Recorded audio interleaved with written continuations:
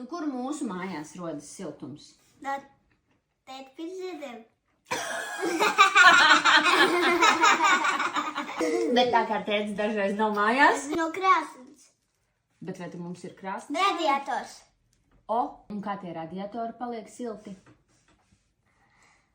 Es nezinu. Tur ir gāzes katli.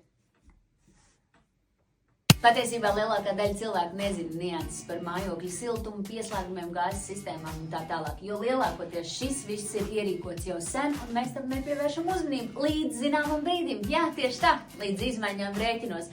Tas bija arī mūsu stāsts, un nevien rēķinu summas bija kosmiskas, bet arī šis viss šķita vienkārši kosmos. Patiesībā tas nav nekāds kosmos, atliek tikai atrast pareizo partneri, ar kuru kopā izzināt šos jautājumus. Un man tas ir izdevies. Mēs kopā ar Elengeru visa šī gada garumā runāsim par šķietam sarežģītām tēmām maksimāli vienkārši, lai mums un jums skaidra lieta. Varbūt tev jau tagad ir kāds jautājums, kas neliek mieru par gāzi. Ja tā, dod zināt. Lai silti jūs mājās, tiekamies!